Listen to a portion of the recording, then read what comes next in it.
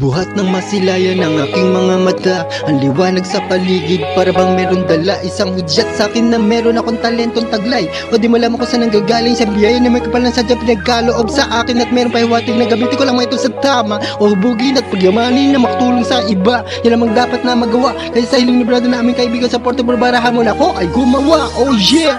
Bueno, eto na nga ngayon na ako lumabas. Sasabulat ko na ang lahat ng mga tinatago kong alas. Sa mga letra na binibitawan ko, nilapatan ko ang beat na to. Huwag ka magpakasugurado, hindi pa ako tapos sa barang kada pa ang biyahe ko. Ako sila spinwaran sa mga di nakakaalam. Ako'y pauwi na, patapos na, pero para papunta ka pa lang.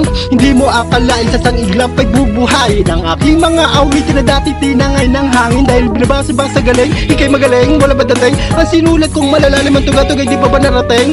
Sige, sabihin mo ng harapan na hindi ako magaling. Oo, nauna ko sa'yo, pero ikaw ang nagnineng kasi tumulong ako sa pamilya ko. Kahit labag sa kalooban ko, nag-abroad ako. Inuna ko sila imbis na tupunin ng pangarap ko. Hindi ko pinagsisihan to, bagos na dagdagan kaalaman ko. Kahit nagkagano'n ito, pa rin tuloy pa rin ako sa pangarap ko. Kasi laki ako sa pote, doon ako na malagi. Boundary na palagit na ang Las Piñas at Cavite. Wala na imposible, basta nangarap ako palagi. Kasi sa larangan na to na aking pinasok ay para mayroon dalang mensahe. Sapagkat nilalakaran ko, nais ko na gawin. Sa haba na panahon na wala na isparin, natuparin, abutin, arukin. Samantalin na ba sinayang mainit pa rin? Wala sino mamakapil sa mga nais ko na marating. Alam mo ba, alamat ako, pero bakit ganyan kamusta? Sa mga batama mo, wala tumama dahil meron akong pambara. Pakinggan mo to, halika.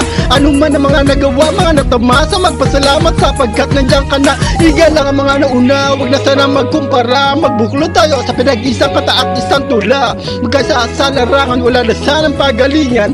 Dagdagan mo pa ang iyong mga kaalaman sa mga negatibo. Wag kang magpapatalo, ipakita sa kanila kung paano ka umasenso sa mga katulad ko. Ituloy nyo lang ito at sa mga humahad lang ipakita sila ang talo.